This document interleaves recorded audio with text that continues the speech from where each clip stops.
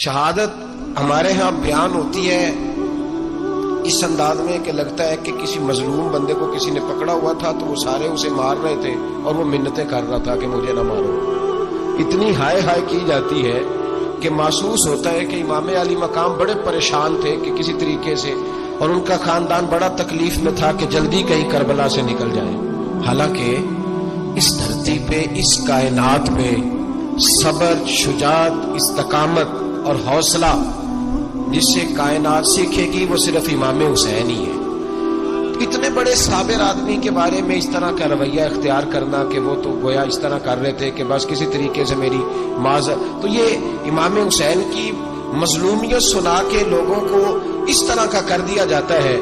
یہ انداز بتایا جاتا ہے کہ شاید واقعہ کربلا رونے دھونے کا نام ہے، حالانکہ بات یہ نہیں ہے. یزید کی لشکر جو امام حسین کے مقابلے میں آیا، امام حسین کے لشکر کی تعداد 72 تھی تو یزید نے 22,000. مجھے بتائیے 72 کا 22,000 سے کوئی مقابلہ ہوتا ہے؟ عمر بن سعد نے پھر عبید اللہ ابن زیاد کو لکھا کہ 22,000 بندے تھوڑے ہیں، کچھ بندے زیادہ بھیج. تو عمر بن سعد کو عبید اللہ ابن زیاد کہنے لگے کہ تو پاگل تو نہیں ہو گیا، 72 کے لشکر کا 22,000 بھیجا، اور کتنا بھیجو؟ تو اس نے کہا تمہیں یہ نہیں پتا یہ لوگ کون ہیں؟ یہ مولا علی شیر خدا کی اولاد ہے.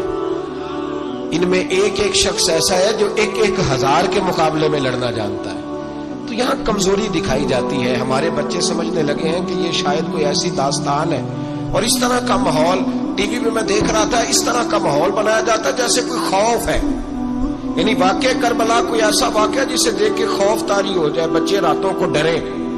وہ اکیلے درخت دکھائے جا رہے ہیں اور تیر دکھائے جا رہے ہیں. وہ یار کیا قوم کی تربیت کر رہے ہیں. واقعہ کربلا حوصلے کا نام ہے، دلیری کا نام ہے. سنیں بات اصل میں کیا تھی، بڑے ٹھنڈے دماغ سے میری بات کو سمجھیے گا. حضرت مولا علی شیر خدا کے بعد مسلمانوں کے متفقہ امیر بنے تھے حضرت امیر معاویہ. انہیں امیر کس نے بنایا تھا؟ امام حسن نے. حضرت علی کے بڑے صاحبزادے حضرت امام حسن نے ان سے صلح کی، انہیں خلافت دی. اور صحیح بخاری میں نبی پاک نے فرمایا تھا میرا بیٹا حسن سردار ہے، جب مسلمانوں کی جماعتوں میں لہو بہ جائے گا تو حسن ان کی صلح کرا دے گا. وہ صلح امام حسن نے کرائی. جناب امیر معاویہ امیر بن گئے. حضرت امیر معاویہ رضی اللہ تعالیٰ عنہ بڑا پیار کرتے تھے نبی پاک سے، بڑا احترام کرتے تھے حضور کے خاندان کا. ان کی جو اجتہادی خطائیں ہیں وہ اپنی جگہ پہ موجود ہیں. چونکہ امام حسن نے ان سے صلح کر لی، لہذا ہم بھی ان کے بارے میں کوئی جملہ کہنے کے مجاز، ہماری مجبوری امام حسن ہے. اس لیے کہ جسے امام حسن صحیح کہے پھر امام حسن کے ماننے والے کو اسے غلط نہیں کہنا چاہیے.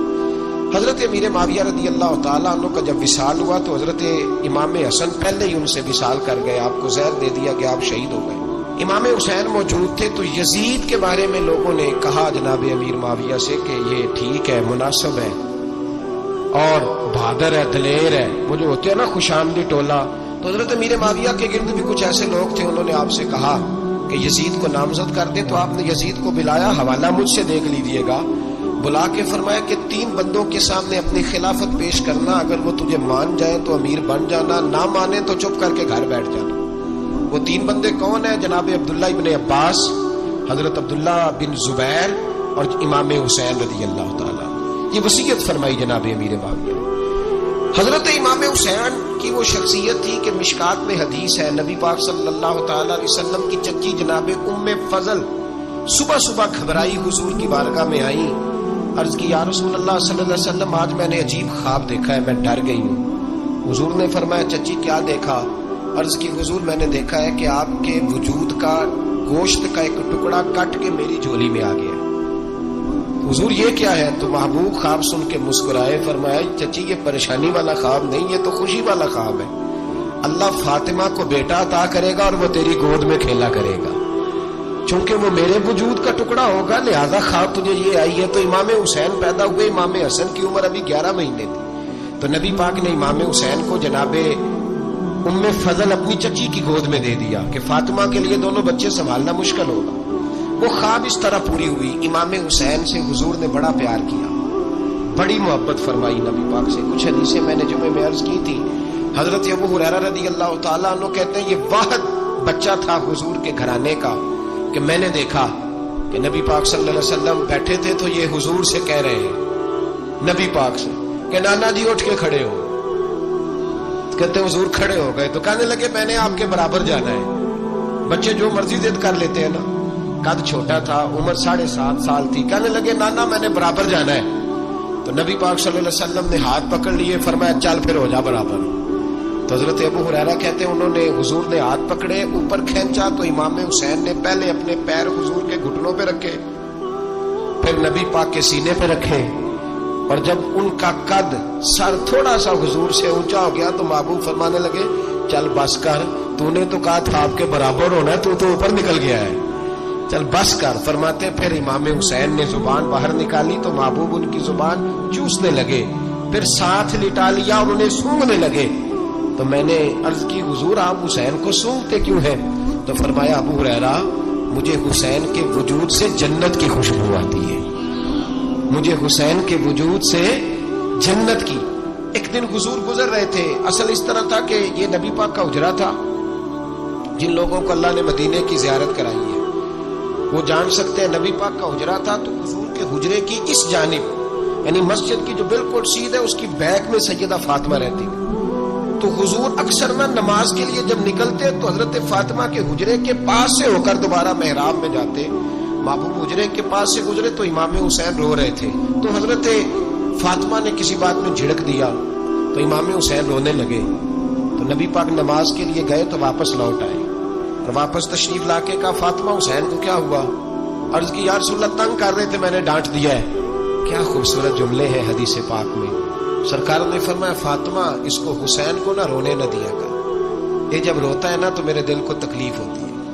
تو بی بی صاحب کہتی ہیں یہ حکم آیا نبی پاک کا میرے نام, پھر میں نے ڈانٹنا چھوڑ دیا.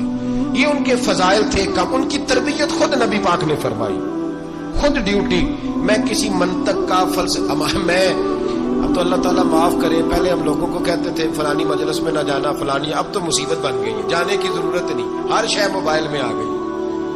مجھے بھیجتے ہیں کہتے ہیں حضرت صاحب یہ ذرا سننا, یہ ذرا سننا. کل کراچی سے کچھ مہمان آ گئے اور بچوں نے وہ کلپ سنبھال کے یہ مولوی دیکھو کیا کہتا ہے. اب آیتیں پڑھی جا رہی ہیں قرآن پاک کی, اتنا ٹکڑا یہاں سے لیتے ہیں, اتنا ٹکڑا یہاں سے لیتے ہیں, وہ ملا کے پتہ نہیں کون سا مکسچر بنا رہے ہیں. کسی آیت کا ترجمہ نہیں, کوئی واضح حدیث نہیں. ایسے ہوا ہوگا پھر اس کو اس سے جوڑ لیں تو کیا بنتا ہے, اتنی جمع کر. یہ کون سا دین ہے جو توڑ مروڑ کے بیان کر رہے ہیں؟ کون سا مذہب ہے؟ دین تو واضح کھلی کتاب ہے. اب ہمارا یہ شوق ہے, ہم ہر تماشا دیکھنا چاہتے ہیں, ہم اپنے لوگوں کی قدر نہیں کرتے اور بڑی بڑی دور جا کے ہم غلط معاملات میں جاتے ہیں, پھر ذہن ہمارے شکوک کا شکار ہوتے ہیں. ہمیں سمجھنا چاہیے کوئی ایسی کسی دلیل کی ضرورت نہیں ہے. جب ان کے واضح چیزیں ان کی کتابیں میں موجود ہے, حدیث میں موجود ہے, قرآن مجید میں ان کے فضائل کھل کے موجود ہے, تو دور جانے کی کیا ضرورت. حضور ان کی ٹریننگ کراتے تھے. پہلی بات تو یہ ہے کہ نبی پاک نے دعا مانگی تھی, یا اللہ میرے گھر والوں کو زیادہ روزی نہ دینا, انہیں ایک وقت روٹی دینا, ایک وقت کی بھوک دینا. یہ جو 10 دن کربلا میں انہیں ٹینشن نہیں نہ ہوئی, انہیں عادت تھی فاقہ کرنے کی, انہیں 3 دن وصلی روزے رکھنے کی عادت تھی. پہلی بات. دوسرا یہ کہ جہاد کی تربیت حضور خود کراتے تھے.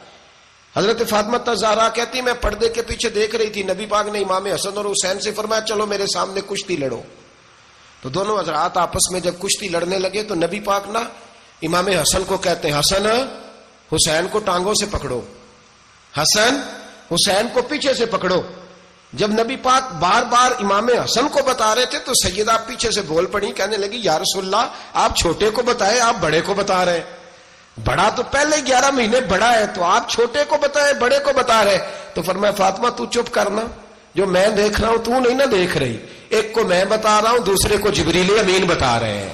تو یہ حضور نے اپنے سامنے ان کی تربیت کی, ٹریننگ. ہوا یہ کہ یزید جب امیر بنا نا, 2-3 چیزیں ہوتی ہیں جب کسی بندے کو قابو کرنا ہوتا ہے, 2-3-4-5 چیزیں ایسی ہوتی ہیں جس سے بندہ قابو آتا ہے. تو اس نے بھی فوری طور پہ یزید نے دیکھا میرے لیے مسئلہ کیا بن سکتا ہے. ولید بن عتبہ اس وقت مدینے کا گورنر تھا. یزید نے اس کو خط لکھا کہ امیر عرب کا رواج آج بھی ہے کہ جب تک نئے خلیفہ کی بیعت نہیں ہو جاتی پرانے کے انتقال کی خبر ہی نہیں دیتے, اس کو رکھے رکھتے ہیں. یہ ان کا طریقہ ہے. وہ کہتے ہیں کہ ولی عہد اچھی طرح قبضہ کر لے پھر بتائیں گے. حضرت امیر معاویہ کا وصال ہو گیا, بتایا نہیں. یزید نے اب کیا کیا, کیونکہ بڑا چلاک آدمی تھا, بڑا شاطر تھا, بڑا تیز تھا, اس نے ولید کو خط لکھا کہنے لگا کہ فوری طور پہ عبداللہ ابن عباس کو بلاؤ اور اسے کہو میری بیعت کریں. یہ جو بیعت ہوتی تھی نا، یہ بھی سن لے کیا ہوتی تھی. یہ بیعت حلف ہوتا تھا کہ میں اللہ رسول کے نام پہ حلف دیتا ہوں کہ میں یزید کی اطاعت کروں گا، میں اس کے خلاف کوئی بغاوت نہیں کروں گا. کوئی یہ بیعت لوگ سمجھتے ہیں کہ بس ہاتھ پکڑنے کا نام بیعت تھا. اس بیعت کا متبادل جمہوری ملکوں کے اندر ووٹ آیا ہے. تو کہا بیعت کرے. حضرت عبداللہ ابن عباس کو بھی بلاؤ، عبداللہ بن زبیر کو بھی بلاؤ، امام حسین کو بھی بلاؤ. امام حسین آدھی رات کے وقت بیٹھے تھے مسجد نبوی میں، چونکہ پانچوں نمازوں کی آپ امامت کرتے. امام حسین نماز پڑھا کے عشاء کی بیٹھے تھے. جناب عبداللہ بن زبیر، عبداللہ بن زبیر کون تھے؟ یہ نبی پاک صلی اللہ علیہ وسلم کی پھوپھی پوتے تھے اور جناب صدیق اکبر کے نواسے تھے حضرت عبداللہ بن زبیر. اور جناب زبیر بن عوام عشرہ مبشرہ صحابی ہیں، ان کے بیٹے تھے. بہت زیرک آدمی تھے. یہ بھی امام حسین کے پاس بیٹھے تھے. عبداللہ ابن عباس بھی تھے جو حضور کے چچا کے بیٹے ہیں، اس امت کے پہلے مفسر ہیں قرآن پاک. یہ لوگ بیٹھے تھے. تو ولید نے ایک بندہ بھیجا، اس نے آ کے کہا جناب آپ کو گورنر صاحب نے بلایا ہے. تو عبداللہ بن زبیر کہنے لگے حسین اس وقت بلانے کی بات سمجھ میں نہیں آئی. تو امام حسین بڑے بصیرت والے تھے، اللہ نے بصیرت دی تھی.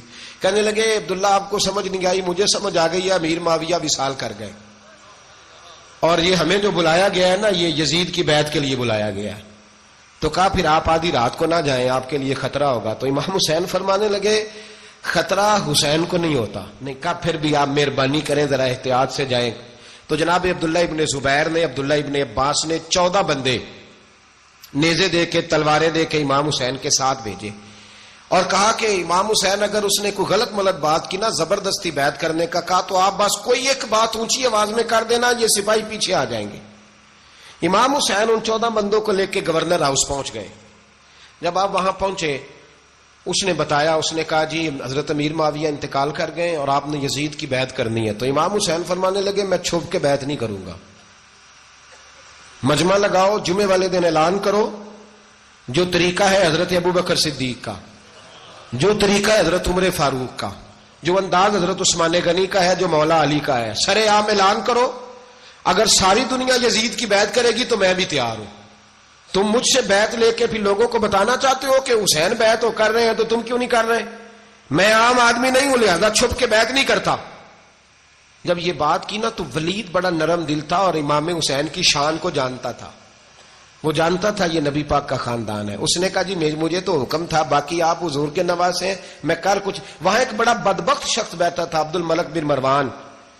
وہ ولید سے کہنے لگا کہ اگر حسین آج تمہارے ہاتھ سے نکل گئے تو تمہارے لیے بہت بڑا مسئلہ کھڑا ہو جائے. انہیں جانے نہ دینا، یا بیعت کراؤ یا ان سے کہو جنگ کے لیے تیار ہو. تو امام حسین رضی اللہ تعالیٰ عنہ کے کانوں میں آواز گئی تو فرمانے لگے ابن مرجانہ، اگر تیرے اندر جرت ہے تو آ سامنے حسین کے، اس کے کانوں میں باتیں نہ کر، کانا پھوسی نہ کر، باہر آ میدان میں، شرارت نہ کر، باہر آ. میں تمہیں ابھی بتاتا ہوں کہ حسین سے مقابلہ کرنے کا انجام کیا ہے. یہ کہہ کہ امام حسین باہر نکلے، اپنے بھائی محمد بن انفیہ کو بلایا، عبداللہ بن زبیر، عبداللہ ابن عباس، ڈھیر سارے لوگ اکٹھے ہو گئے. فرمایا یہ معاملہ ہے، اب کیا کرنا ہے؟ تو وہ کہنے لگے حضور وقت ابھی مناسب نہیں ہے، آپ اس طرح کریں یہاں رکے، ہم مکے سے، عراق سے، کوفے سے لوگوں کو بلاتے ہیں، یہاں ایک بڑی مجلس مشاورت قائم کرتے ہیں.